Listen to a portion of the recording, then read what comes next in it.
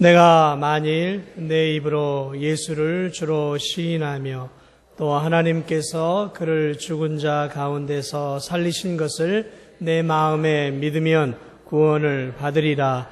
로마서 10장 9절 말씀. 아멘. 잠시 기도합니다. 주님, 오늘도 귀한 말씀 통해서 우리 모두가 다시 한번 하나님의 음성을 듣게 하시고 그 하나님의 음성 따라 살아갈 수 있는 믿음의 사람들이 다 되게 하여 주옵소서. 주님께 이 귀한 시간을 의탁하며 예수님의 이름으로 기도하옵나이다. 아멘.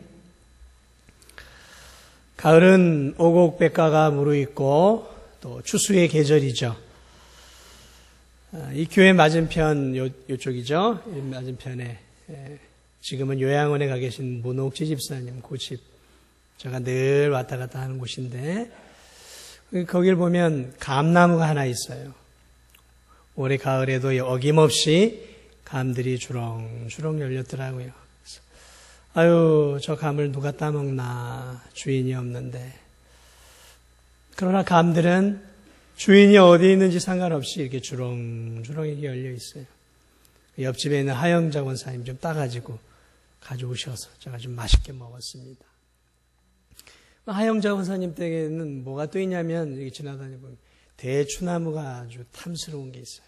그래서 가을이 되면 이 여름에 뜨거운 햇빛을 받은 이 대추가 아주 맛있게 연걸어 있습니다. 그러면 지나가다가 제가 한두 개씩 딱 따서, 물론 하권사님의 허락을 제가 미리 받아놨죠. 톡 따서 먹으면 얼마나 달콤한지 몰라요. 아유, 이렇게 맛있는 대추가 있는가 할 만큼 맛있어요. 가을만 되면 제가 여기서 한 3년째 이 가을을 보내고 있는데 어김없이 감나무에 감이 열리고 대추나무에 대추가 열리고, 그리고 이 진도 들녘을 지나다 보면 벌써 이 벼이삭들이 이제 곡식들이 알곡이 충실해지면서 누렇게 이제 물들어가는 모습을 볼 수 있습니다. 이야. 시간이 되면 자연은 어김없이 자신의 소임을 다 해요. 열매를 맺을 열매들은 열매를 맺고 또 이렇게 자신의 임무들을 충실하게 감당하는 것을 보면서 참 자연의 경이로움을 느끼게 됩니다. 하나님께서 만드신 이 귀한 창조물들은 변함없이 하나님 앞에 무엇을 올려드리냐면 열매를 올려드려요. 그렇다면 하나님이 창조하신 탁월한 창조물인 우리들은 어떨까요? 우리들도 열매를 맺어야 하는 것이죠. 열매를 맺어야. 그렇다면 우리들은 어떤 열매를 맺어야 할까? 오늘 본문은 예수님을 포도나무로, 그리고 예수님을 포도나무로 비유하고 포도나무에 연결되어 있는 포도나무 가지를 우리들로 비유하고 있습니다. 자, 포도나무 가지가 나무 줄기에 붙어 있어서 거기로부터 생명과 그리고 수분과 영양분들을 쭉 빨아들이죠. 그렇게 수분과 영양분들을 빨아들이면서 어떻게 해요? 그것들을 공급받아 열매를 맺죠. 그것이 바로 우리가 먹고 있는 포도 열매인 것이죠. 마찬가지로 오늘 성경은 우리들이 생명과 능력과 복의 근원이 되신 예수 그리스도와 연결되어 접붙여 있어야만 비로소 우리들이 풍성한 열매를 맺을 수 있다라고 오늘 성경은 우리에게 말씀하고 있습니다. 자, 그런데 포도나무에 달린 가지라고 해서 다 살아있는 가지가 아니다라고 오늘 성경은 말하고 있어요. 2절을 보면 물론 내게 있어 열매를 맺지 아니하는 가지는 아버지께서 그것을 제거해 버린다 그랬어요. 그러니까 이 포도나무에 가지들이 붙어 있지만 다 살아있는 가지가 아니다라는 것이죠. 그 가지들 중에는 어떤 가지들이 있냐면 죽은 가지들이 있어요. 여러분들이 나무들을 키우고 과실수들을 키워보시면 아시겠지만 죽은 가지들이 붙어 있단 말이죠. 그러면 그 가지들은 어떻게 됩니까? 열매가 없으니까 가지치기를 해야 한다라는 것이죠. 이 말은 무엇이냐면 교회를 다니지만 예수님을 믿는 것 같지만 신앙생활을 하고 있지만 하나님과 예수 그리스도와 연결되어 있지 않은 그러한 교인들이 있다라는 것이죠. 다시 말하면 영적으로 죽은 성도들이 있다라는 것입니다. 그러니까 붙어 있는 것처럼 보여요. 그래서 함께 신앙생활도 하고 함께 예배도 드리고 함께 전도도 하고 또 함께 성찬에도 함께 참여하고 함께 구역예배도 드립니다. 그래서 언뜻 보기에는 다 붙어있는 포도나무 대신 예수님께 붙어있는 가지와 같은 생명력 있는 성도처럼 보이지만 성경은 그렇지 않다라고 말을 하고 있습니다. 그 가지들 중에는 죽은 가지들도 있다라고 말씀하고 있는 것이죠.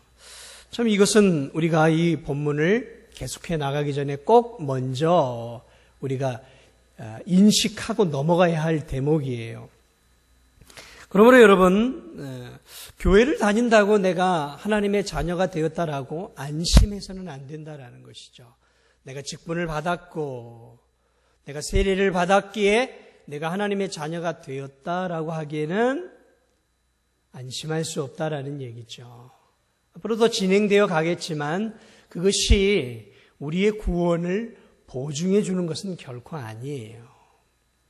오늘도 학습과 세례 문답을 하겠지만 그것 자체가 우리의 구원을 완전하게 보증해 주는 것이 아니다라는 것입니다. 함께 성찬에 참여할 수도 있어요. 함께 이 자리에 모여서 우리가 예배를 드릴 수 있어요. 그러나 그럼에도 불구하고 어떤 현상이 있냐면 참 가지도 있고 죽은 가지도 있듯이 교회 안에는 알곡도 있고 쭉정이도 있다라는 거예요. 무서운 이야기죠. 자, 그러므로 말씀을 더 진행하기 전에 우리 자신의 모습을 먼저 살펴봐야 합니다. 왜냐하면 지금 이 말씀은 생명력 있는 가지들인 참된 성도들에게 주는 메시지이기 때문에 먼저 내가 참된 성도인가를 확인해 봐야 하는 것이죠. 내가 참된 가지, 참된 하나님의 성도인가 아닌가를 확인할 수 있는 가장 중요한 척도가 무엇일까요? 그것은 내가 예수 그리스도를 어떻게 바라보고 있느냐라는 것이죠. 다시 말하면 내가 예수 그리스도를 그저 위대한 4대 성인쯤의 한 분 정도로 여기고 내가 예수님을 이렇게 믿으면 그저 내 마음이 평안해지고 마치 내가 부적을 내 지갑에 가지고 다니는 것처럼 예수님을 믿고 교회 생활을 하면 뭔가 어려운 일들도 잘 뚫릴 것 같고 예수님이 나를 보호해 줄 것 같은 그러한 여러 신들 중에 한 신 정도로 이렇게 생각이 되어서 신앙생활을 하고 있다면 그분들은 죽은 가지예요. 아직은 살아있는 가지가 아닙니다. 신앙생활하고 교회 생활을 하면서 예수님을 그저 위대한 도덕 선생쯤으로 그리고 내가 좀 따라갔으면 좋겠다라고 생각되는 그저 위대한 한 스승 정도로 내가 여기면서 신앙생활을 내가 하고 있다면 그분은 아직 교회 생활을 하지만 죽은 가지예요. 하나님과 예수 그리스도와 연결되어 있지 않은 죽은 가지인 것이죠. 그러면 예수 그리스도를 어떻게 바라보고 믿어야 내가 예수님과 연결된 참 가지일 수 있느냐? 예수 그리스도를 하나님의 아들로 보는 것이죠. 그분이 하나님의 아들이시지만 나의 이 죄 많은 나를 용서해 주시기 위해 이 땅 가운데 친히 육신을 입고 오신 살아계신 하나님의 아들로 그리고 참 인간으로 이 땅에 오신 분으로 우리가 먼저 믿어야 하는 것이죠. 이 믿음을 가지지 않고서는 절대로 우리는 하나님과 연결된 참 가지일 수 없는 것이죠. 그분이 이 땅에 오셔서 나를 위해 내가 받아야 할 형벌을 대신 받으시기 위해 십자가 위에 죽으시고 다시 부활하시고 살아나신 분이심을 내가 믿을 때, 그리고 그분을 내 마음의 구주로, 인생의 주인으로 영접할 때, 비로소 그때 나는 그분과 하나가 되고, 그분이 내 안에, 내가 그분 안에, 그리고 그분이 가지고 있는 모든 생명과 복과 그분이 주시는 모든 은혜를 빨아들일 수 있는 영적인 가지가 될 수 있는 거예요. 사랑하는 여러분, 여러분은 예수 그리스도를 어떤 분으로 믿고 있습니까? 여러분 마음속에 진실하게 한번 생각해 보세요. 나는 예수님을 어떤 분으로 믿고 있는가?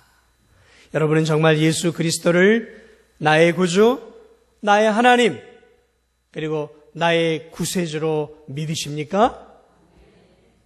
그런 분들만이 오늘 살아있는 가지예요. 하나님께, 예수 그리스도께 연결되어 그분으로부터 모든 수액과 영양분을 빨아들이는 살아있는 참 포도나무 가지인 것이죠. 저는 여러분들 모두 우리 신도중앙교회를 출석하는 분들 가운데는 죽은 가지가 없기를, 예수님과 연결되지 못하고 연결되어 있는 것처럼만 보이는 그러한 죽은 가지가 없기를 주님의 이름으로 간절히 축원합니다. 자, 우리가 예수 그리스도를 정말 믿고 있다면 이제 어떻게 해야 되겠습니까? 이제는 어떻게 해야 되겠습니까? 오늘 성경은 뭐라고 이야기하고 있냐면 내 안에 거하라 라고 이야기를 합니다. 내 안에 거하라. 이게 무슨 말이냐면 계속해서 내 안에 거하기 위해서 힘쓰라 라는 말이에요. 다른 표현을 한다면 나와 교제하기 위해서 이제는 힘써라 라는 말씀인 것이죠.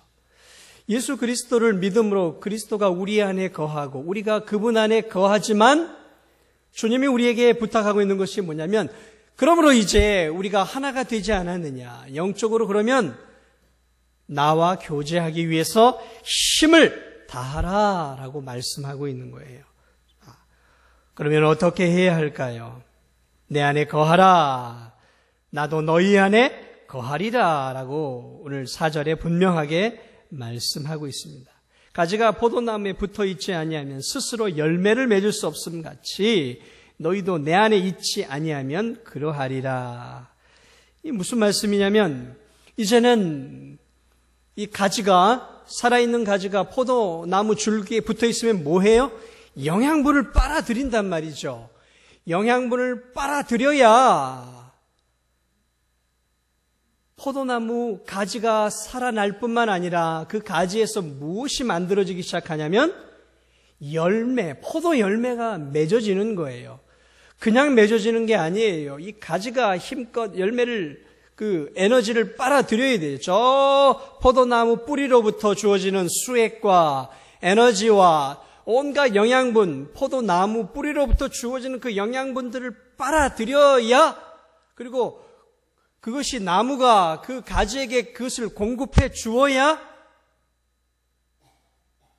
가지가 열매를 맺는 거예요. 우리가 맛있는 포도를 먹을 수 있는 이유는 이러한 상호작용이 된 포도나무와 가지의 그러한 상호작용을 통해서 열매들이 생겨난 것이죠. 마찬가지입니다. 우리가 하나님의 자녀로서 이제 열매를 맺어내야 하는 거예요. 모든 것들이 열매를 맺어요. 그러므로 우리도 오늘 성경을 보면 열매를 맺으라라고 말을 하고 있어요. 그러므로 그 열매를 맺기 위해서 우리가 필연적으로 해야 할 것은 예수 그리스도께 잇대어서 그분으로부터 우리가 영양분을 빨아들이는 이 일들을 우리가 지속적으로 해야 한다는 것이죠. 그러면 그 일들이 무엇이냐라는 것이죠. 어떤 일들을 해야 우리가 예수 그리스도로부터, 하나님 아버지께로부터 연결되어서 그분의 능력과 그분의 은혜와 그분의 지혜와 그분의 권능과 그분의 놀라운 사랑들을 우리가 빨아들일 수 있냐라는 것이죠. 저는 먼저 여러분들과 함께 이 부분을 좀 나누고 싶어요. 열매를 맺기 위해서 우리가 해야 할 일들이 무엇인가? 그것은 하나님의 말씀을 우리가 먼저 충실하게 매일매일 읽어야 하는 것입니다. 하나님의 말씀은 우리 영혼의 양식이에요, 양식. 우리는 육신으로만 구성되어 있지 않습니다. 우리는 영육이 있어요. 그래서 이 육신은 밥을 먹어야 사는 것이죠. 그러나 우리의 영혼은 밥을 가지고 살 수 없는 거예요. 그래서 예수님도 이렇게 말씀했어요. 사람이 떡으로만 살 것이 아니요 하나님의 입으로 나오는 말씀으로 살 것이니라. 그러니까 예수님의 말씀은 떡도 필요하지만 너희들의 영혼이 정말로 살고 열매를 맺으려면 하나님의 말씀을 늘 받아야 한다라고 말씀하고 있는 거예요. 여러분은 날마다 식사하십니까? 식사하세요? 제가 보니까 얼굴에 윤기들이 있어요. 고기도 드시고 채소도 드시고 때를 따라 싱싱한 해산물과 야채, 고기, 바닷고기도 많이 드시는 것 같아요. 자, 그런데 하나 더 질문을 드립니다. 그러면 날마다 영의 양식인 말씀을 꾸준히 섭취하고 계십니까? 아멘.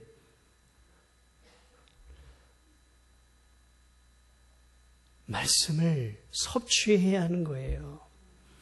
여러분의 육신에 윤기가 나듯 여러분의 영혼이 윤기가 나는 풍성한 삶을 살기 위해서 반드시 해야 할 것은 하나님의 말씀을 먹어야 돼요.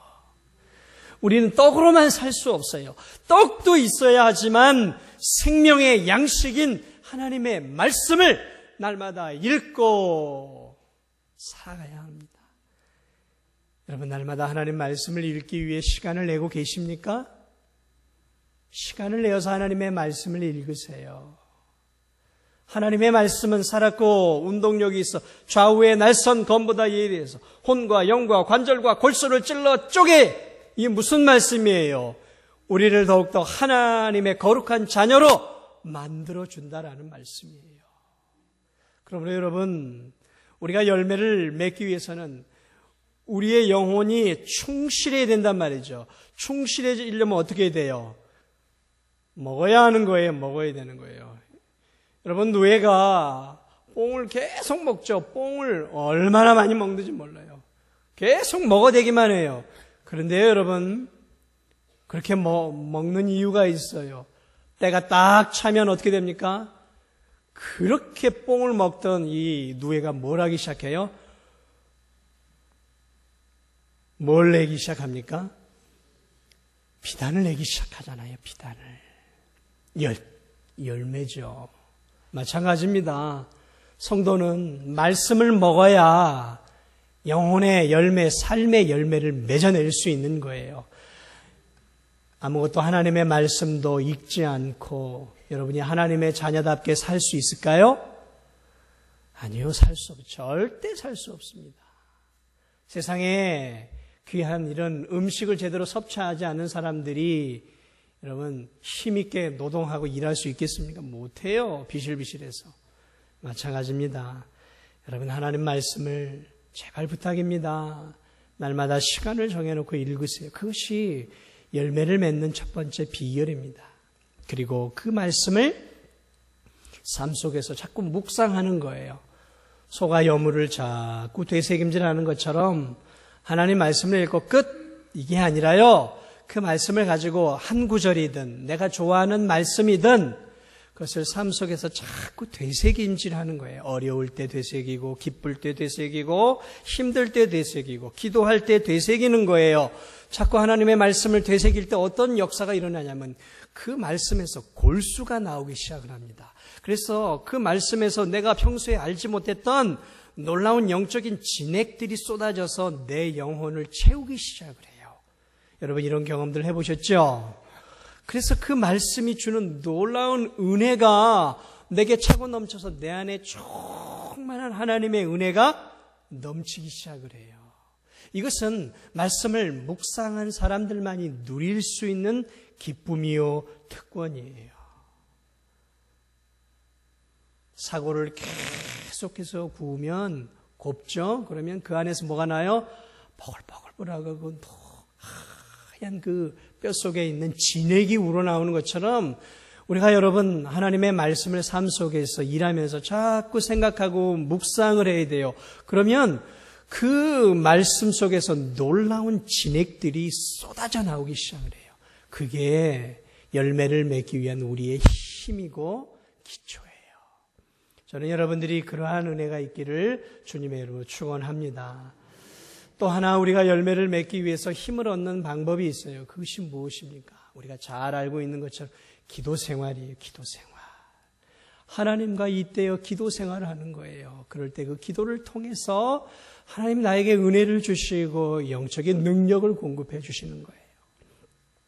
말씀을 읽고 묵상을 할 때 하늘의 놀라운 은혜들이 내게 쏟아지는 것처럼 기도 생활을 통해서 말씀을 붙잡고 기도하고 받은 말씀뿐만 아니라 내 필요와 삶을 위해 내 기도하는 기도의 삶을 살 때 하늘의 하나님께서 나에게 놀라운 은혜를 내리어 주십니다. 그래서 기도하기 전에는 무거운 짐을 가지고 힘겹게 기도의 자리에 나왔지만 깊이 기도하고 하나님께 기도한 후에 나갈 때는 어떤 마음을 갖게 되냐면 자유하는 마음들을 가질 때가 많아요. 왜냐하면 모든 것들을 주님께 내려놓고 주님이 기도 가운데 내 기도 가운데 응답해 주시고 때로는 응답의 말씀들을 주시고 확신들을 기도 가운데 주신단 말이죠. 그럴 때 내 안에 무엇이 있어요? 힘이 넘쳐나는 것이죠. 그럴 때 그 은혜와 힘을 가지고 우리가 삶 속에서 무엇을 하기 시작하냐면 노예가 뽕을 먹고 이제 비단을 내는 것처럼 성도들이 그 놀라운 은혜를 받아 누리면서 그것이 이제 무엇으로 나오기 시작하냐면 내 삶을 적시고 내 삶을 통해 내 입술과 내 손과 내 발과 내 마음을 통해 이제 비단과 같은 하나님이 기뻐한 삶의 열매로 나오기 시작을 하는 거예요. 그러니까 삶의 열매, 하나님이 기뻐하는 열매를 맺기 위해서는 누에처럼 우리가 계속해서 먹고 교제하는 하나님과의 관계들이 없으면 불가능한 거예요. 내가 왜 이렇게 메마른 삶을 살까? 왜 내 삶이 이렇게 변화가 되지 않을까? 5년, 10년, 20년이 되었는데도 왜 내 삶은 이렇게 똑같을까? 이유가 있어요. 그 이유는 내가 이러한 하나님과 연결이 되어서 예수 그리스도와 연결이 되어서 말씀과 묵상과 기도의 삶을 통해서 저 깊은 데에 있는 하나님만이 주실 수 있는 그 놀라운 은총과 그 은혜와 그 힘과 지혜와 이 모든 것들을 빨아들이는 작업들이 없는데 어떻게 내가 열매를 맺을 수 있냔 말이죠.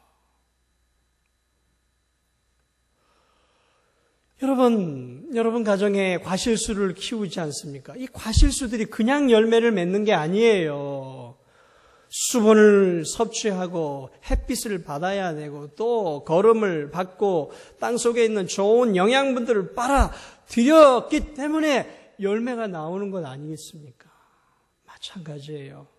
우리가 하나님 앞에 열매를 올려드리기 전에 그러한 삶이 수반이 되어야 되는 것이죠. 이러한 삶을 살아갈 때 그럼 우리는 어떤 열매를 이 땅 가운데에서 하나님 앞에 맺어드릴 수 있을까? 내 안에 거하라. 먼저 그랬어요. 거하는 삶, 교제하는 삶을 갖기 시작할 때 우리가 어떤 삶을 맺어갈 수 있을까요? 좀 어렵지 않게 쉽게 저는 여러분들에게 말씀을 드리고 싶어요. 자, 어떤 열매를 맺어갈까? 자, 포도나무에 붙어있는 열매는 무슨 열매를 가지는 무슨 열매를 맺습니까? 포도 열매를 맺어요. 감나무에 붙어있는 가지는 무슨 열매를 맺습니까? 감 열매를 맺어요. 사과나무에서 사과나무 가지는 무슨 열매를 맺습니까? 사과 열매를 맺어요. 그러면 그리스도께 붙어있는 우리는 무슨 열매를 맺어야 할까요? 그리스도를 맺어가는 거예요. 저는 이 부분을 세 가지로 여러분에게 설명을 해드립니다. 자, 우리가 예수님을 믿을 때 성령이 우리 안에 거하셔요. 그래서 고린도전서 3장 16절은 이렇게 얘기합니다. 너희가 하나님의 성전인 것과 하나님의 성령이 너희 안에 거하시는 것을 알지 못하느냐. 우리 안에 누가 거하신다고요? 성령이 거하시는 거예요. 삼위일체 한 분이신 성령 하나님이 거하세요.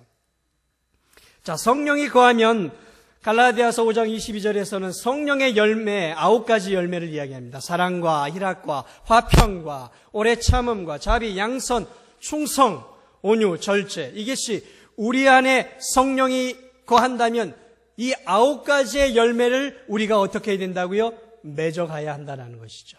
그러므로 우리는 우리의 삶 속에서 어떤 열매를 맺어야 돼요? 사랑의 열매를 맺어야 되는 거예요. 사랑과 희락, 기뻐하는 삶의 열매를, 기뻐하는 삶의 열매를 맺어야 돼요. 화평의 열매를 맺어야 한다는 거죠. 인내의 열매를 맺어야 되는 거예요. 자비, 자비로운 삶의 열매를 맺어야 돼요. 충성, 온유, 절제, 이러한 삶 속의 열매를 맺어가야 한다라고 성경은 말씀하고 있어요. 자, 이 부분은 잠깐 넘어가도록 하겠습니다. 자, 우리 안에는 성령 하나님만 거하실까요? 아닙니다. 우리 안에는 또 누가 거하실까요? 예수 그리스도가 거하고 계시는 거예요. 너희가 내 안에, 내가 너희 안에. 오늘 성경이 뭐라고 말하고 있어요? 7절을 볼까요? 너희가 내 안에 거하고 내 말이 너희 안에 거하면 무엇이든지 원하는 대로. 자, 이게 놀라운 말씀이에요. 너희가 내 안에 거하고 내 말이 너희 안에 거하면. 주님이 우리 안에 거하시고 우리가 주님 안에 거하고 있다.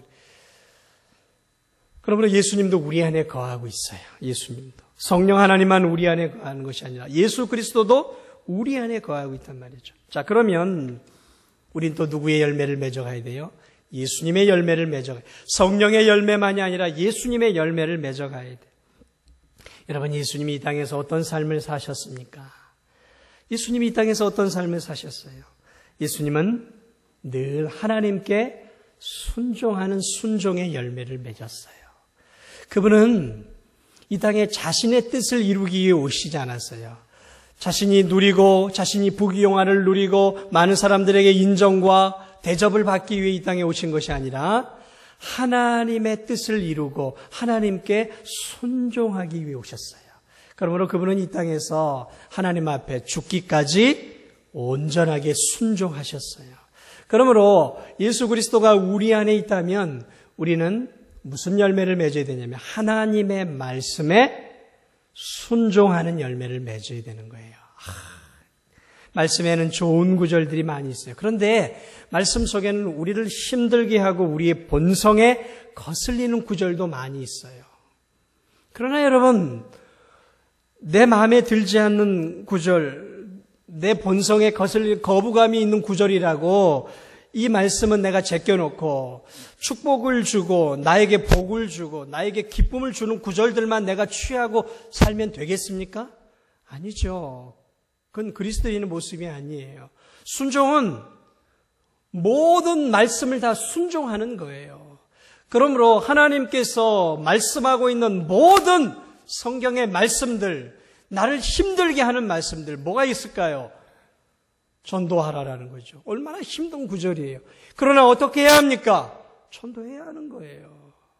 주의를 성수하라. 순종해야 하는 거예요.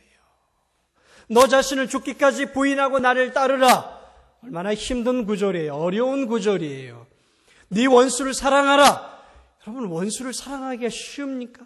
어려워요. 너무 어렵습니다. 저는 이런 구절이 때로는 없었으면 좋겠어요. 왜? 원수는커녕 사랑하는 성도들도 사랑하기 힘들 때가 있단 말이죠. 원수는커녕 때로는 내 가족도 미워할 때가 있단 말이죠. 근데 원수까지 사랑하라뇨. 내 자존심을 구겨가면서 원수까지 사랑하는 것, 아니 원수가 아니라 내 이웃사촌 사랑하는 것도 너무너무 힘들 때가 많아요. 그러나 여러분, 이런 구절 빼고 저런 구절 빼고 내가 좋아하는 구절만 따라가면 그게 하나님의 자녀가 아니잖아요. 순종은 모든 구절에 순종하는 거예요. 그런데 예수님이 순종의 열매를 맺으셨어요. 너 죽어라, 십자가에 죽어라 그랬어요. 그리고 예수님이 십자가 위에 죽기 전에 주여 할만하시거든 이 고난의 잔을 내가 좀 피해갈 수는 없겠습니까? 그러나 내 뜻대로 마옵시고 주님 뜻대로 되기를 원합니다 하면서 그 고난의 십자가의 잔을 결국 지시잖아요. 이게 열매예요. 이게 예수님이 맺으셨던 순종의 열매예요. 내 뜻대로 마옵시고 하나님의 뜻대로 구하며 사는 것. 이 순종의 삶. 이것이 예수님을 믿고 예수님을 마음속에 구주로 모시고 사는 우리들이 이 땅 가운데서 맺어야 할 삶의 열매예요. 그러므로 여러분 성경 말씀을 읽되 좋아하는 구절만 섭취하지 마세요.